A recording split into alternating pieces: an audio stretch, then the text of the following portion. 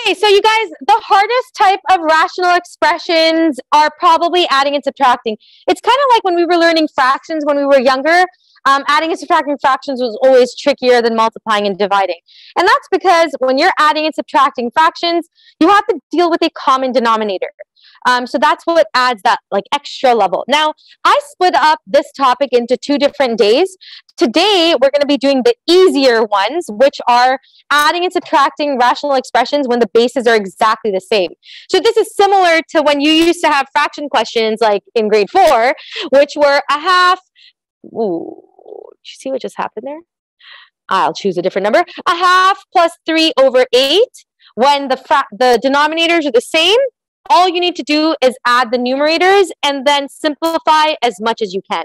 So that's why today's lesson, we're just easing into it. In tomorrow's class, we're going to talk about adding and subtracting rational expressions with unlike bases, which is probably the trickiest. But if you can get good at this stuff, then you'll be well prepared for tomorrow.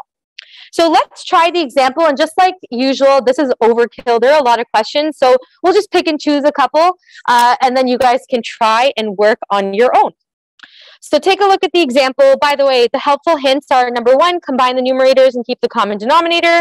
Number 2, factor and simplify the remaining expression as much as you can. So you're going to recognize in the example that our denominators are the same, 4x squared plus 5x minus 6. That means we can go ahead and combine the numerators so we can add or subtract them together. So what that would look like is I would have x squared plus 5x minus 3x, because this negative sign actually belongs to that number over there. So we're just going to take that subtraction sign and put it with the 3x, all over 4x squared plus 5x minus 6.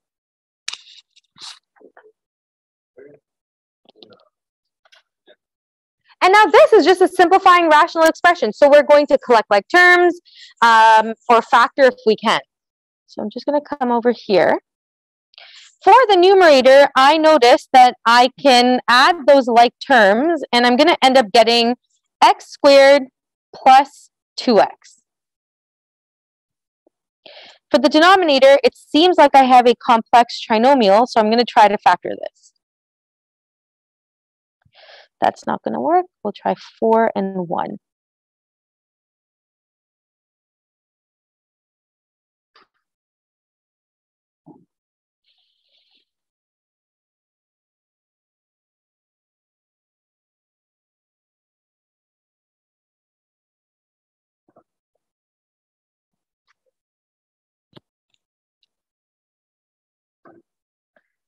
I'm going to be a little lazy and cheat because I don't want to write all of this again. See how my numerator is x squared plus 2x?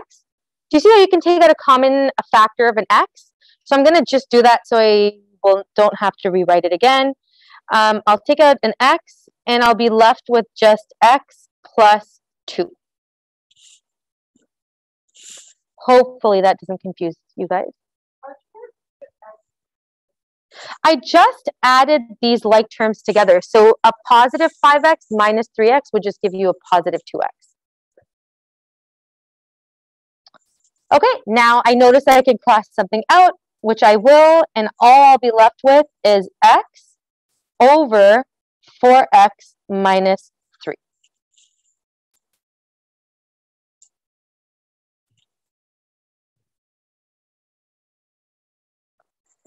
For the restrictions, this is just addition or subtraction, so we just need to look at the restrictions for the denominator. Luckily, our denominators are both the same.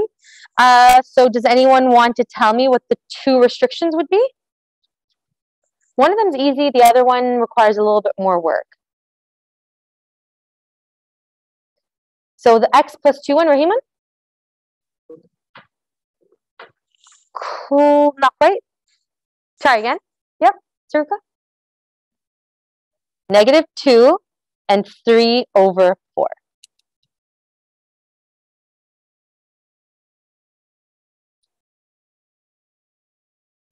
How'd you guys think about that example? Is it okay? Yeah? Yeah, of course. So for the second restriction, what I did was we took this bracket, which is 4x minus 3, and you basically just set it equal to 0. So 4x minus 3 cannot equal to 0. 4x cannot equal to 3. Divide both sides by 4.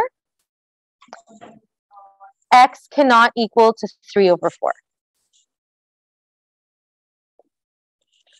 All right, let's pick and choose a couple more examples to do. Let's do question 6. Let's start with question number 6. All right, so my denominators are the same. I'm going to add or subtract the numerators. I see I have 7ab minus 3ab. Those are like terms, so I'm going to end up getting 4ab all over 10a squared b.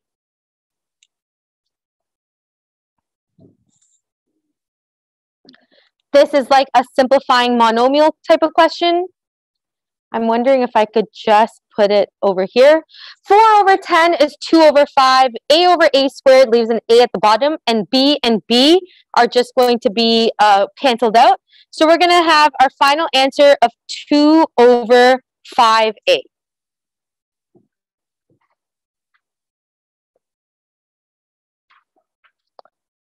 And the restriction is going to be,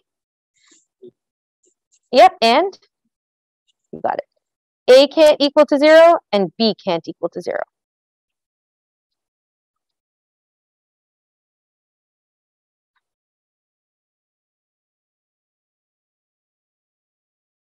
I feel like it's so squished.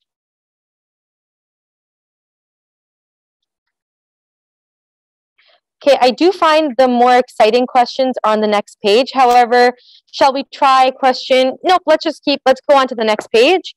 Let's try questions 16, 18, and 20. And I think 3 examples should be good for us to understand what is happening here. Yeah. Okay, so for question 16, we have the same denominator. We're going to add or subtract the top. And I'll actually write it over here. So the numerator is going to be 4n minus bracket n minus 2. And you have to be careful of that. When you have a binomial and a subtraction sign, that subtraction sign is for both of the numbers in the numerator. So all of n minus 2. So you're really thinking of it as 4n minus bracket n minus 2. And you should make a note to yourself of that, because it is somewhere where you can fall into error pretty easily, because sometimes you just may not see it.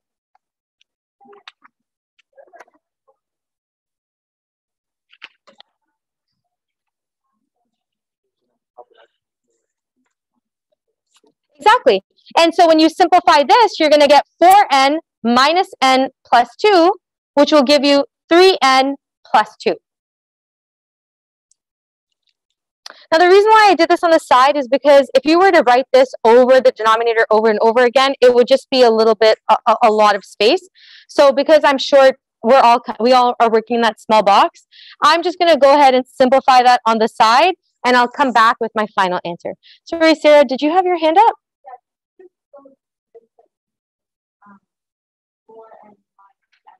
Yes. Yes.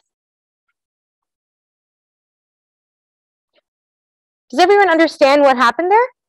Bea?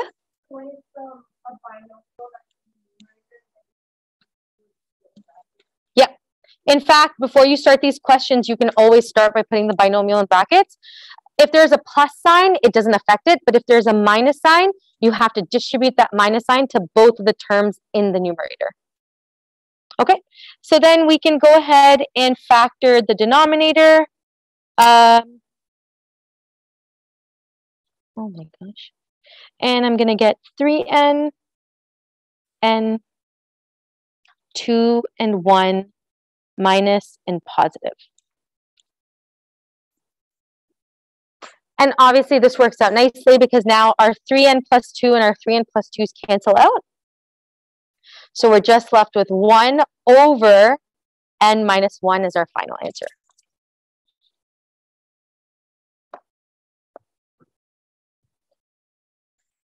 What would our restrictions be in this question? 2 of them? Yep. Thepica, right? Yeah. N cannot equal to negative 2 over 3, and it cannot equal to 1. You know, looking at it though, I really like this question on the side with the 3 terms at the top. Do you guys want to do 17 instead of 18? Yeah?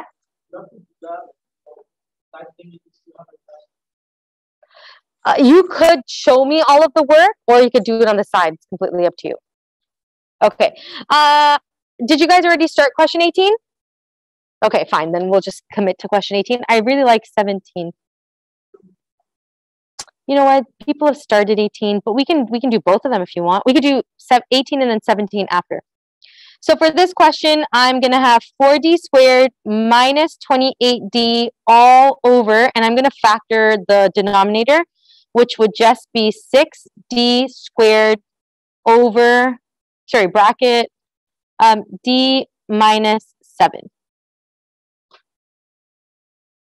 In fact, if we wanted to save some room, I know the numerator is going to be 4d squared minus 28d. So I could even show that work and then just write the answer in my question. So here, I'm going to factor out 4d, and I'm going to get d minus 7. So maybe we'll do that just to save some space.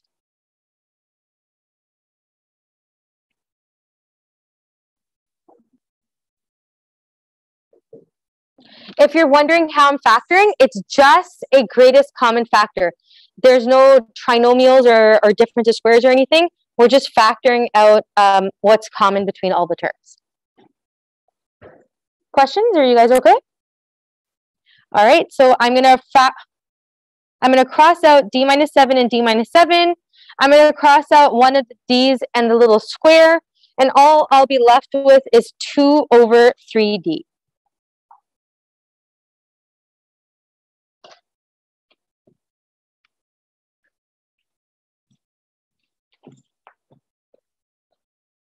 For my restrictions, what do you guys think? What are the 2 restrictions in this question? Marzu? D cannot equal to 0 or 7. So honestly, all these questions are good, but let's do 17. I really like the one with the 3 terms at the top. Last question. Okay, look, for this question, I noticed that I have a binomial and it has a subtraction sign right before it. So we're going to have to do what I just did in that other question, where we're going to have to distribute that subtraction sign to the 2x plus 11. So I'll go ahead and just do that on the side. In the numerator, I'm going to end up getting x squared plus 1 plus 5x minus bracket 2x plus 11. Why is it not responding to what I want? There we go.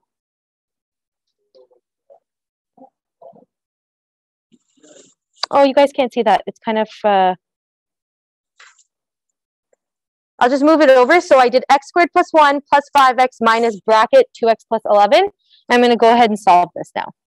So I'll get x squared plus 1 plus 5x minus 2x minus 11. And this will be x squared plus 3x minus 10.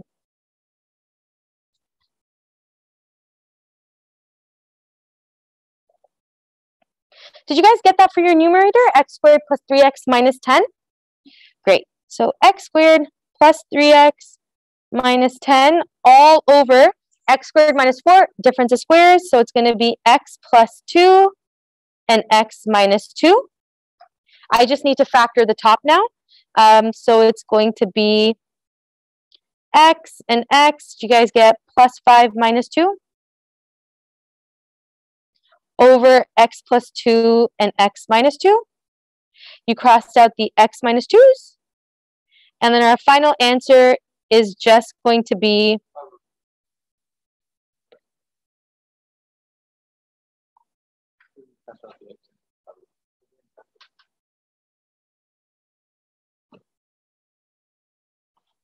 so sorry, I wasn't following. Yeah, it's just going to be x plus 5 over x plus 2. What are the restrictions? You can't, yeah, you can't cancel out anything that's inside brackets. They're protected, so you can cancel out the entire term, but not anything inside the bracket. Sarah? And?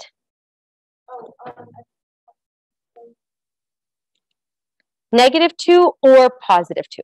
Yeah. That's it. So your classwork, because you have about 20-ish minutes right now, there are 2 pages to do for homework, as well as that division page. I hope it's not overwhelming. Do you guys find the math, the homework to be a lot? It's okay. Okay. If you do find it to be a lot, like I said, for these questions that I give you on the sheet, oh, there's only one? Oh, there are 2. Feel free to do like just one side. You don't have to do all of them because it's so repetitive that if you just pick a side, you'll be fine. You guys, I'm just going to stop the recording.